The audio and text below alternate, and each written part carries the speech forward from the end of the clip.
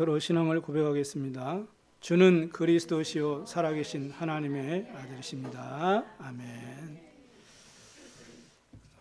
오늘부터 4월 한 달 동안은 예수 그리스도에 대해서 계속 말씀으로 확인해 보는 시간 되길 바랍니다. 특히 4월 첫 주는 또 부활절이 또 이렇게 같이 겹쳐 있죠. 그래서 특별히 우리 언약 안에 깊이 힘을 얻는 시간 되길 바랍니다.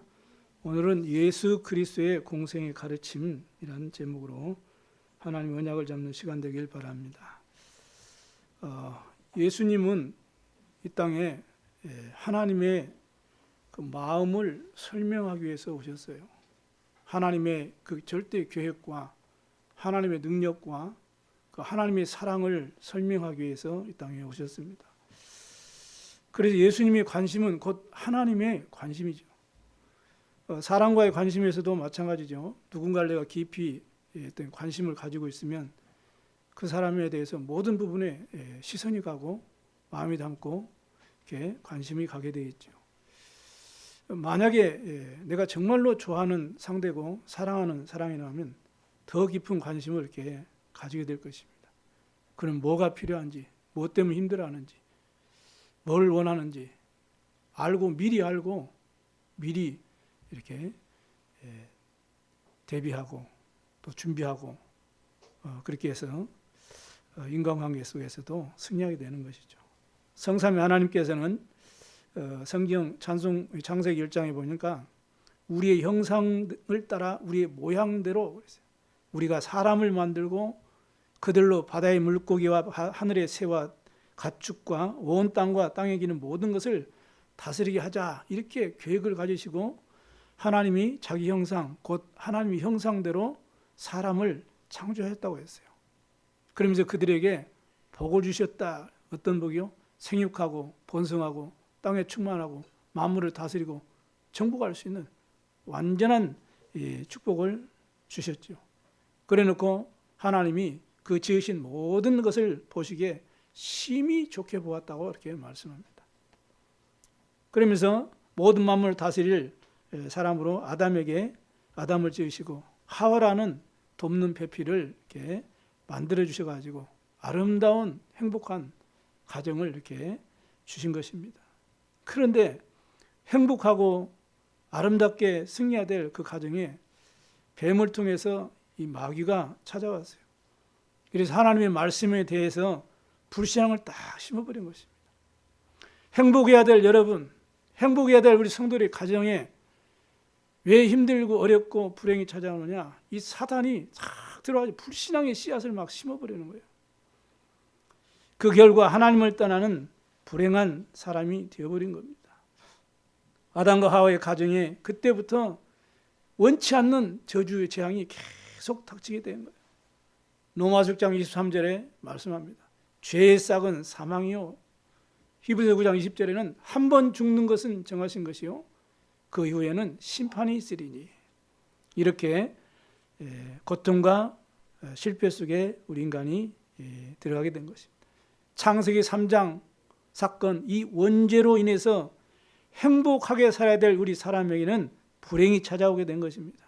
이게 사람들에게 임한 운명이라고 해요. 그래서 사람들이 하나님 모르고 하나님 떠나서 살게 되면은, 하나님 믿지 않으면 그 불신자 상태에서 아무도 못 벗어납니다. 이걸 가르쳐서 운명이라고 그래요. 결국에는 죄의 싹은 사망이요, 그리고 심판을 받고 영원한 지옥으로 가게 되어 있습니다. 그 고통이 후대까지 계속 대물림되어지는 그런 고통을 당하게 되었다고 성경은 말합니다. 출애굽기 20장 3절에 4절 5절에 보니까 3, 4대에서 그 저주 작용이 계속 전가되는 거예요.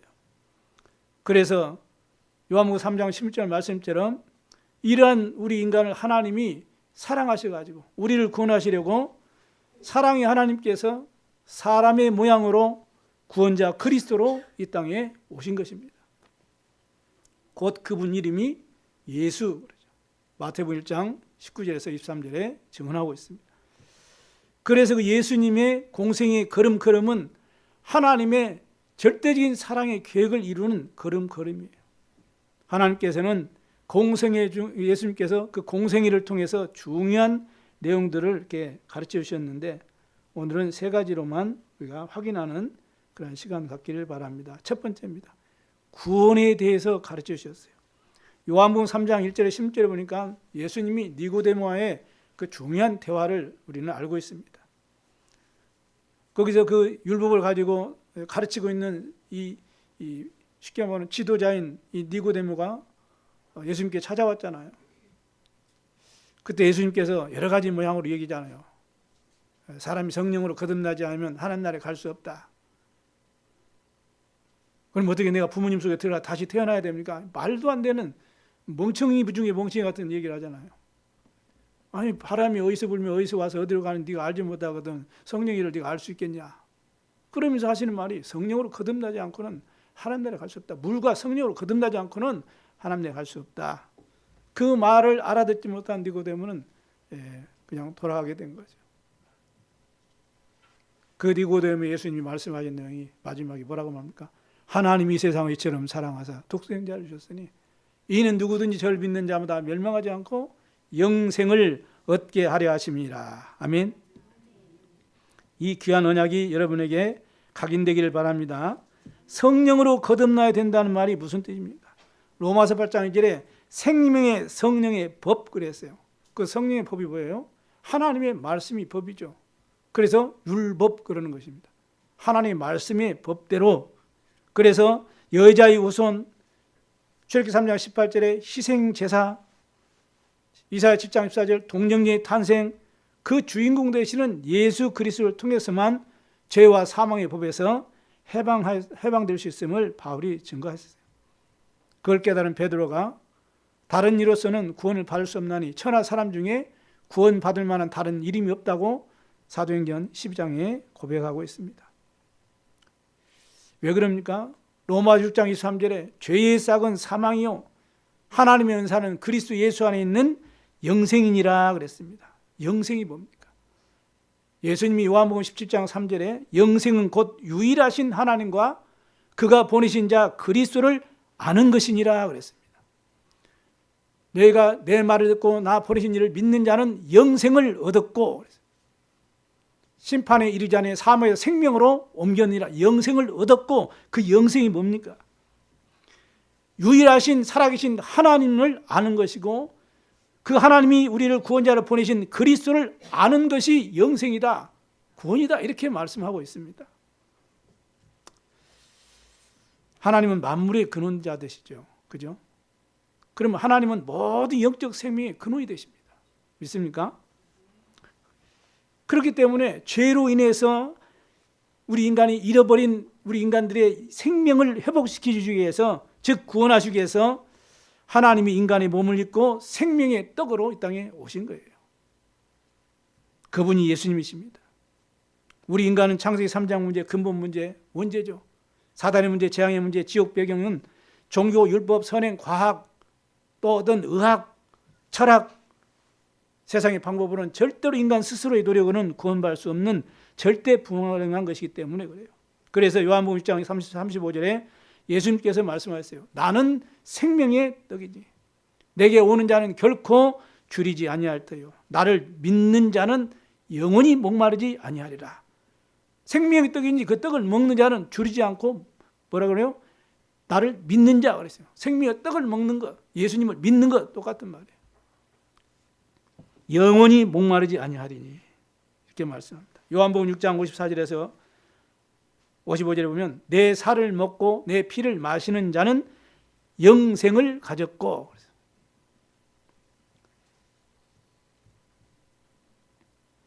예수님이 곧 생명이시고 영이시죠. 그죠?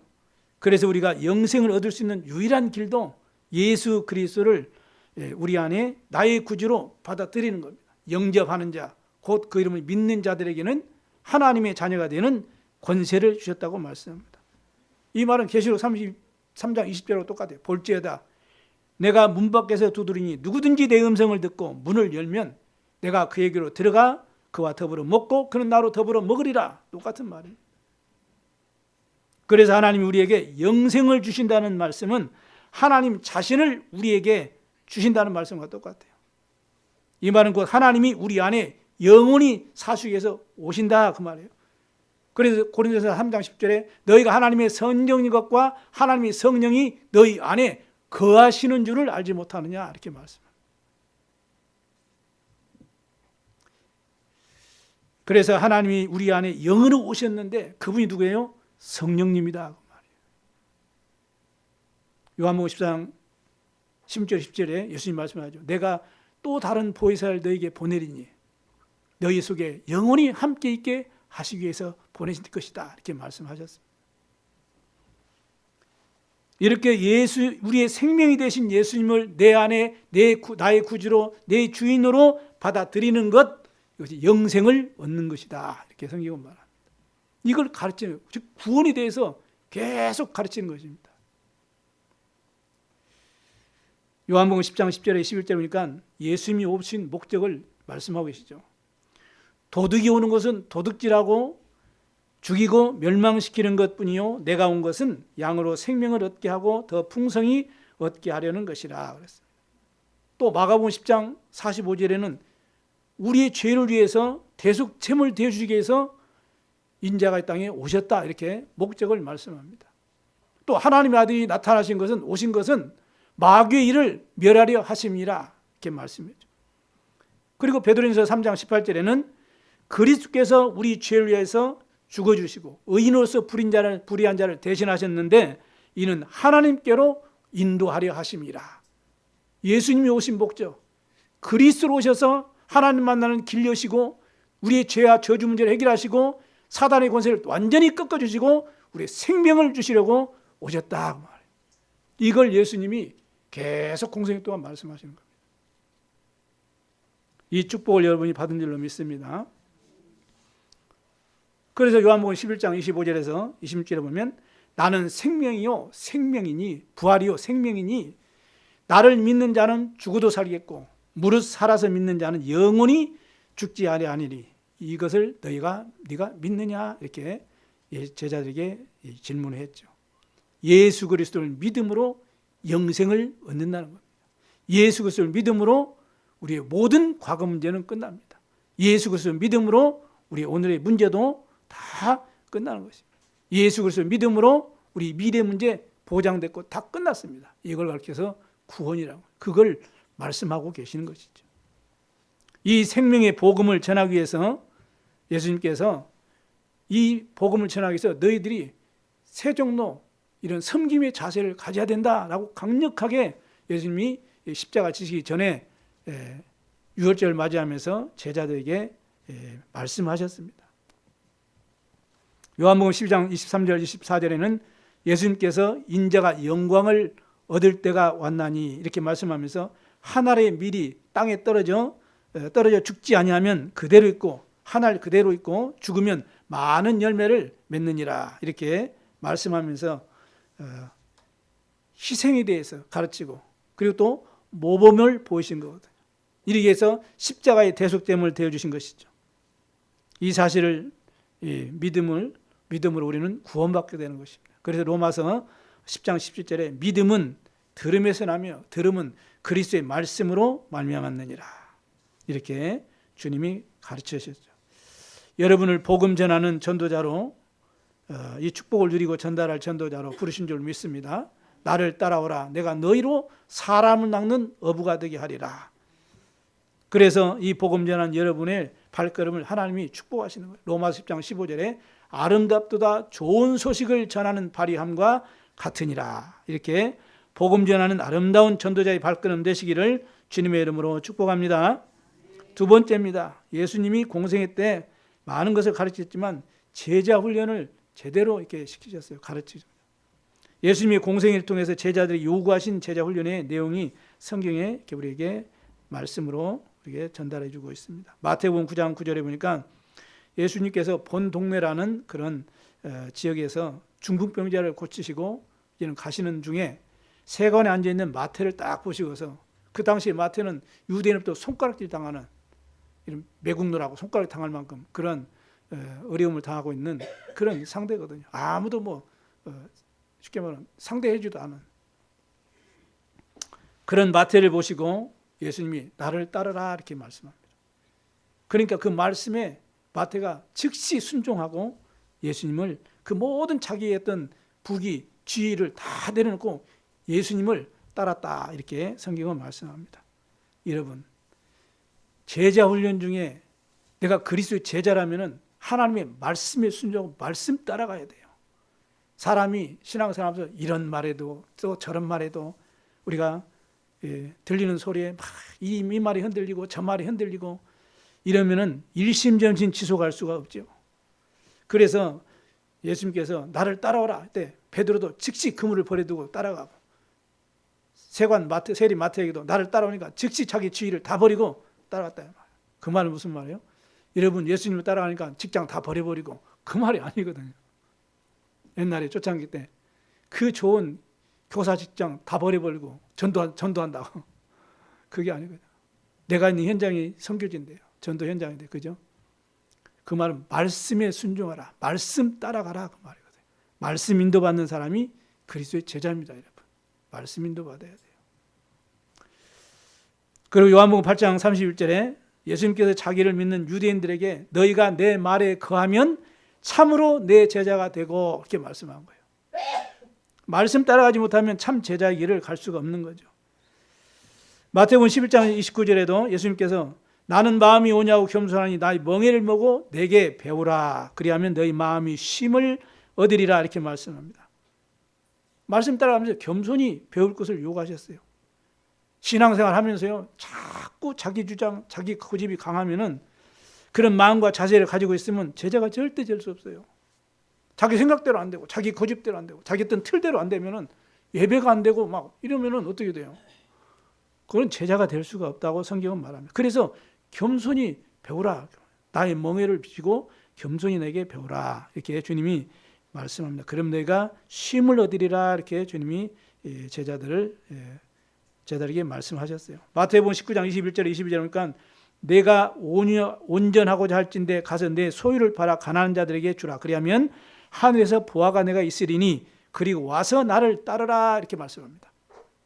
그런데 재물이 많음으로 이 부자 청년이 그것 때문에 막 고민해요. 걱정하고 어떻게 하지? 이걸 다 버리고 가야 되나? 그래 그 부자 청년은 최고의 그 축복된 그 언약의 자리에 가지 못하고 근심하여 제 길로 가버린 것입니다.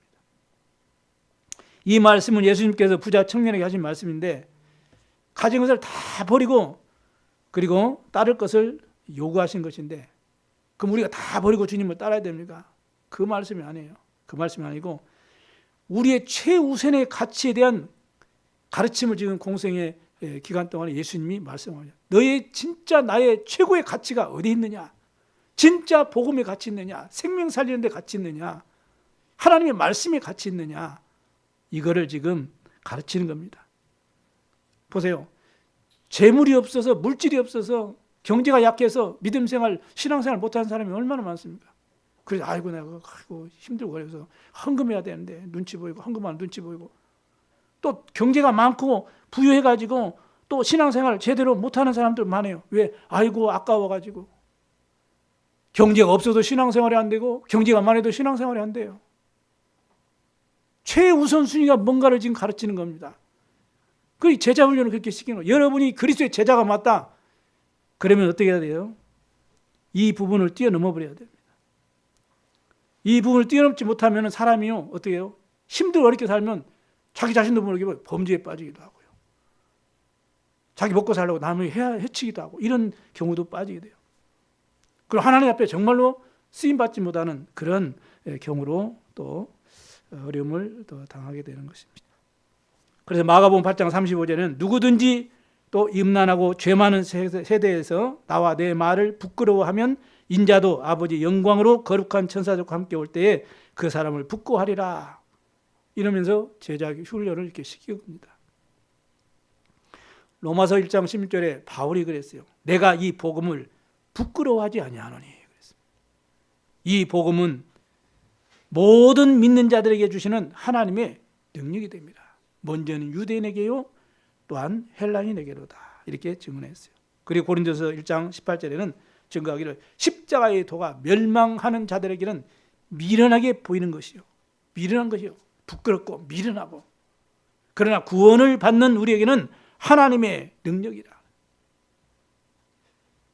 복음의 결론이 안 나면 복음 증거하는 일에 생명을 걸 수 없다 그 말이에요. 복음의 완전한 결론이 안 되니까 예수님이 잡히시는 날에 베드로는 3번이나 예수님을 부인했습니다. 근데 감람산에서 부활하신 주님을 만나고 감람산에서 완전한 복음의 각인 뿌리 체질 딱 됐잖아요. 그래서 복음 앞에 순교를 할 수 있었던 것입니다. 여러분 꼭 기억하셔야 됩니다. 누가복음 9장 23절에는 아무든지 나를 따르거든 자기를 부인하고 날마다 제 십자가를 지고 나를 따르라 그랬어요. 여러분이 지고 가야 될 십자가가 다 있을 거예요. 어떤 사람이 볼 때는 하찮은 것 같아도 내게는 크게 느껴지고요. 큰 것이고 그러잖아요. 다른 사람이 뭐 중병보다 내 감기가 더 중요하잖아요. 사실 그렇지 않습니까? 내 병을 대신 뭐 누가 병 들어주고 내 병을 치료해 줄 수 없는 것이고 결국 내가 감당해야 될 몫이고 그렇잖아요. 자기를 부인하고 날마다 제 십자가를 지고 따를 것이냐. 주님이 주신 십자가를 지고 따르려면 나를 부인해야 돼요. 내가 살아있어가는 절대로 그 십자가 못 집니다, 여러분. 그러나 나를 부인하게 되면 주님이 주신 십자가를 지고 갈 수 있어요. 내 짐은 쉽고 가벼움이라고 그랬거든요. 왜? 주님이 함께 하시니까. 바울은 빌립보 3장 7절에 9절에 무엇이든지 내게 유익하던 것을 내가 그리스도를 위하여 다 해로 여긴다 그렇게 말씀합니다. 또한 모든 것을 해로 여기면 내 주 그리스도 예수를 아는 지식이 가장 고상하기 때문이라. 그래 내가 그를 위하여 모든 것을 잃어버리고 배설물로 여기면 그리스도를 얻고 그 안에서 내가 발견되려 함이라 이렇게 고백했습니다. 여러분 예수님이 공생에 가르쳐 주신 이 귀중한 언약을 여러분이 붙잡고 그리스도의 제자의 축복을 누리고 제자응답과 축복을 누리는 그러한 증인 되기를 주의 이름으로 축원합니다. 세 번째는 예수님이 공생에 제자들과 함께 다니시면서 오늘 보니까 23절 20절 보니까 많은 치유의 역사가 일어나고 병든 자도 고치고 귀신 자를 고치고 이런 치유의 응답을 누리게 된 것을 볼 수 있습니다. 그래서 공생 기간 동안에 제자들을 부르시는 장면인데요. 전도자의 삶을 가르친 거예요. 나를 따라오라 내가 너희로 사람을 낚는 어부가 되게 하리라 하시니 그들이 곧 그물을 버려두고 예수를 따르니라. 우리 예수님께서 제자들에게 특별하게 가르치신 것 3가지가 있어요. 그게 마가복음 3장 13절에 15절에 기록되어 있습니다. 이는 그들과 함께 있기 하며 또 전도도 하며 귀신을 내쫓는 권능도 가지게 하신 것을 알게 하시고 누리게 하시려고 부르시고 가르치시고 전도자의 삶으로 인도하신 것입니다. 자, 전도자의 삶을 이렇게 가르쳤는데 전도자의 삶을 사람은 어떤 사람이요? 말씀을 따르는 사람이에요. 이사야 40장 8절에 푸른 마르고 꽃은 시드나 우리 하나님의 말씀은 영원히 서리라 이렇게 말씀합니다. 마태복음 5장 17절 18절에 천지가 없어지기 전에는 율법의 1.1획도 결코 없어지지 않냐고 다 이루리라 이렇게 말씀합니다. 하나님께서 여호수아에게 이제는 지도자로서 이제 모세 이후의 지도자로 이제 하나님 인도하실 때 여호수아서 1장 8절에도 말씀합니다. 이 율법책을 내 입에서 떠나지 말게 하라. 그것을 취하로 묵상하고 그 안에 기록된 대로 다 지켜 행하라. 그리하면 내 길이 평탄하게 될 것이고 네가 형통하게 되리라 이렇게 말씀합니다. 전도자는 어떤 사람입니까? 말씀을 따라가는 사람이에요. 그런 말씀을 주십니다. 요한복음 14장 21절에도 나의 계명을 지키는 자라야 나를 사랑하는 자니 나를 사랑하는 자는 내 아버지께 사랑을 받을 것이요 나도 그를 사랑하여 그에게 나를 나타내리라 이렇게 말씀합니다. 어떤 사람이 전도자의 삶을 사는 사람이요? 하나님의 말씀을 따라가는 사람. 어떤 환경을 따라가고 어떤 배경을 의지하고 이런 게 아니고 하나님의 말씀을 따라가는 사람. 말씀 앞에 서는 사람.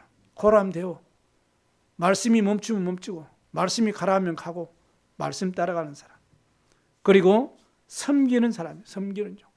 그래서 요한복음 13장 1절에 15절에 베드로의 이 발을 이렇게 씻겨주시는 예수님의 그 행동을 베드로가 그냥 놀래가지고 아니 어떻게 제 발을 이렇게 씻겨줍니까? 이건 절대 있을 수 없습니다. 이렇게 말합니다. 그러니까 예수님이 내가 너를 씻겨주지 아니하면 너와 나와 아무 상관이 없다 이렇게 말씀합니다. 그러면서 내가 너에게 행한 것 같이 너희도 행하게 하려 본을 보였노라 이렇게 말씀합니다. 섬기는 종. 그래서 목사는 성도들을 섬겨야 되고요. 중직자들은 성도님들을 섬겨야 되고, 연약한 성도를 섬겨야 되고, 위에서 기도하고 위로해주고 도와주고 섬겨주고, 이렇게 해야 교회가 든든히 서게 되는 것입니다. 내가 많이 알고 내가 많이 훈련받고 내가 뭔가 좀 체험하고 깨달았다고 막 내 주장 내세우고 내 고집 내세우고 내 생각도 하게 되면 바로 사단이 틈타고 분쟁을 일으킵니다. 그래서 오늘 말씀처럼 내가 너에게 행한 것 같이 너희도 행하게 하려 하여 본을 보였노라 이렇게 말씀. 그리고 복음 때문에, 복음을 위해서라면 버릴 줄 아는 사람이 전도자의 삶을 살 수 있어요. 마태복음 19장 29절에 내 이름을 위하여 집이나 형제나 자매나 부모나 자식이나 전토를 벌인 자마다 여러 배를 받고 또 영생을 상속하리라 이렇게 약속하십니다. 누가복음 14장 33절에는 이와 같이 너희 중에 누구든지 자기의 모든 소유를 버리지 아니하면 능히 내 제자가 되지 못하리라 이렇게 말씀합니다. 누가복음 9장 23절에는 아무든지 나를 따르려거든 자기를 부인하고 날마다 제 십자가를 지고 나를 따를 것이니라. 누구든지 제 목숨을 구원하고자 하면 잃을 것이요 누구든지 나를 위하여 제 목숨을 잃으면 구원하리라. 버릴 것을 말씀하는 거예요. 영혼 응답의 시작, 버릴 것을 빨리 버려요. 그래야 제대로 된 것을 찾을 수가 있거든요. 마태복음 19장 27절 28절에 부자가 하나님 나라에 들어가는 것보다 낙타가 하나님 나라에 들어가는 것이 더 쉽다고 예수님 비유로 말씀하셨어요. 말이 안 되는 얘기죠. 그러니까 베드로가 그 부자의 그 비유를 들면서 베드로가 아니 예수님 우리가 모든 것을 다 지금 버리고 주님을 지금 따랐는데 그럼 우리가 뭘 얻을 수 있겠습니까? 이렇게 질문을 해요. 이때 예수님이 세상이 새롭게 되어 인자가 자기 영광의 보좌에 앉을 때 나를 따른 너희도 12 보좌에 앉아 이스라엘 12지파를 심판하리라 이렇게 말해요. 그러면서 내 이름을 위하여 집이나 형제나 자매나 부모나 자식이나 전토를 벌인 자는 여러 배를 얻고 또 영생을 상속하리라 이렇게 말씀하신 것입니다. 종합하면 뭡니까? 복음 때문에 복음을 위해서 버릴 줄 아는 사람인데 성경에 보면 돈이 일만 악의 근원이라고 했어요. 무슨 말입니까? 물질이라는 이 뜀틀을 뛰어넘을 때에 비로소 예수님께서 원하시는 전도자의 삶을 누리게 되는 것입니다. 그러면 그 뜀틀을 뛰지 못하고 계속 걸려 넘어지면 어떻게 돼요? 더 이상 쓰임받지 못하는 것입니다. 그래서 진짜 전도자요 그리스도의 제자요 정말 하나님이 이 시대에 쓰임받을 그런 정말 일꾼이라면 물질을 뛰어넘을 수 있어야 돼요.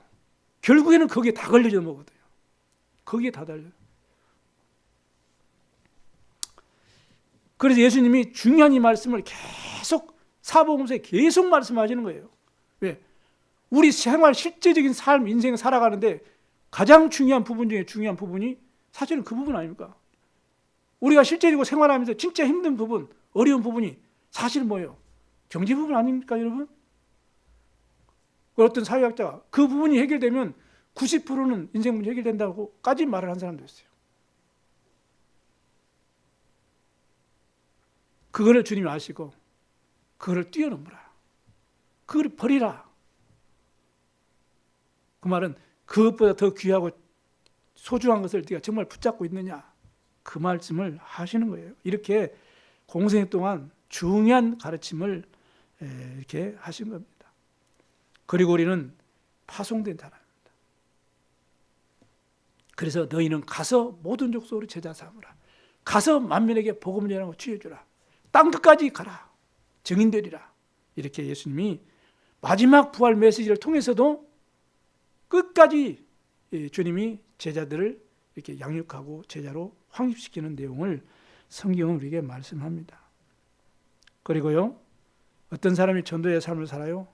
결국은 십자가를 지고 갈 수 있는 사람이에요.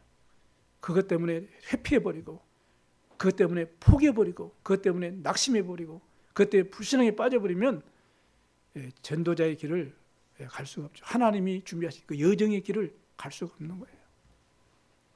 그래서 제자들에게 말씀하시고 누가복음 9장 23절에 아무든지 나를 따라오거든 자기를 부인하고 날마다 제 십자가를 지고 나를 따를 것이니라. 복음의 참된 가치를 발견하면 우리가 생을 걸게 되죠. 거기에. 정말 이 복음만이 우리 인생 문제 해결이구나. 돈이, 성공이 내 인기와 내 명예와 내 부귀가 내 인생을 지탱해 주는 것이 아니에요, 여러분. 그거 없어지면 금방 또 무너집니다. 그러나 반석 위에 내 교회를 세우리니 음부의 권세가 너를 이기지 못하리라. 반석은 곧 그리스도라 이렇게 말씀합니다. 우리의 인생 삶이 그리스도의 반석에 딱 세워지면 정말 그리스도의 참된 가치, 복음의 가치에 우리가 생을 걸면 하나님이 책임지시고 약속하신다고 하셨어요. 너희는 먼저 그의 나라와 의를 구하라. 그리하면 모든 것을 너희에게 더하시리라 약속하셨거든요.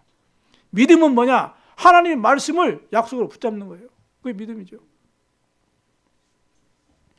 그리고 참빈 모든 가족들은 237 5촌 종족을 살릴 전도의 상급을 받는 모델 되시기를 주님으로 축원합니다. 결론을 마치겠습니다. 유명한 재즈 음악가이고 작곡가로 알려진 밴드 리더의 어떤 듀크 엘링턴이라는 그 사람이 사람에게 정의가 뭐냐 이렇게 물어보니까 사람이 이 리듬을 가지고 있다면 정의를 내릴 필요가 없고 리듬을 갖고 있지 않으면 어떤 정의도 그것에 도움이 되지 않는다 그랬어요. 밴드 리더의 그 정의대로 비전을 말한다면은 사람이 비전을 갖고 있으면 그것이 무엇인지를 알게 되고요. 비전을 갖고 있지 않으면 그것이 무엇인지 이해하기 어려운 거예요. 그렇게 우리가 표현을 할 수가 있습니다. 어떤 사람은 비전이 뭐냐 하니까 비전은 보이지 않는 것을 보며 그것을 보이게 만드는 것이라 이렇게 말해요. 또 어떤 사람은 비전은 현재와 미래를 잇는 달이다 이렇게도 말해요. 그런가 하면 어떤 사람은 거룩한 꿈이다 이렇게도 나름대로 비전을 이렇게 정의를 내리고 있습니다. 그러면 그리스도 안에서 구원받은 복음 가진 저와 여러분의 비전은 뭘까요? 많은 세상 사람들은 성공, 어떤 내가 이루고 싶은 야망, 어떤 그런 막연한 개인의 삶을 향해서 품고 있는 그런 꿈들, 그런 걸 비전으로 삼고 살아가고 있죠. 그러나 우리에게는 그것이 아닙니다. 그리스도 안에서 내가 존재하는 목적, 내 삶의 이유가 되는 것이 비전이에요. 비전이 없다면 하나님이 주시는 비전을 품게 해달라고 우리는 기도하고 소망을 해야 됩니다. 분명한 비전을 갖고 있다면 그 비전을 이루기 위해서 우리는 노력하고 실천해야 될 그런 중요한 시간표가 되는 거죠. 그래서 우리 인생, 남은 인생을 진짜 하나님이 보시기에 아름답고 보람있고 축복된 것에 우리는 투자를 해야 되는 것입니다. 있다가 없어지고 사라져버릴 안개와 같은 그런 것들에 우리 가치 있는 인생을 투자할 수는 없던 거잖아요. 많은 사람들이 꿈을 꿉니다. 소망을 갖습니다. 희망을 갖습니다. 그러나 구체화시키는 꿈은 꾸지 않고 실현시키지 않습니다. 그죠? 절대적인 꿈은 뭡니까? 우리의 인생 문제를 해결한 복음의 자리를 딱 확인하고 구원이라는 꿈을 딱 꾸는 거죠. 그런 사람들에게 주시는 하나님의 당연한 선물이 참된 비전이라고 말합니다. 세계 복음화의 비전을 품는 전도 제자들 다 되시기를 주의 이름으로 축원합니다. 기도하겠습니다. 살아계신 하나님 아버지 감사합니다. 예수 그리스도께서 공생애 동안에 많은 내용을 가르쳐 주셨지만 오늘 귀중한 세 가지 중요한 내용을 우리가 언약으로 잡고 응답받고 하나님이 기쁘시게 하시는, 하나님을 기쁘시게 하는 축복된 인생으로 저희들을 만들어 주시고 하나님이 준비하신 여정을 갈 수 있도록 새 힘을 허락하여 주옵소서. 오늘 이 말씀이 우리 안에 각인뿌리 체질되어져서 정말 주의 마음을 시원케 해드리는 축복된 증인으로 절대망대로 세워지도록 은혜를 베풀어 주옵소서. 감사드리며 우리 구주 예수 그리스도의 이름으로 기도드리옵나이다. 아멘. 546장 찬양하시면서 하나님께 예물 드리도록 하겠습니다.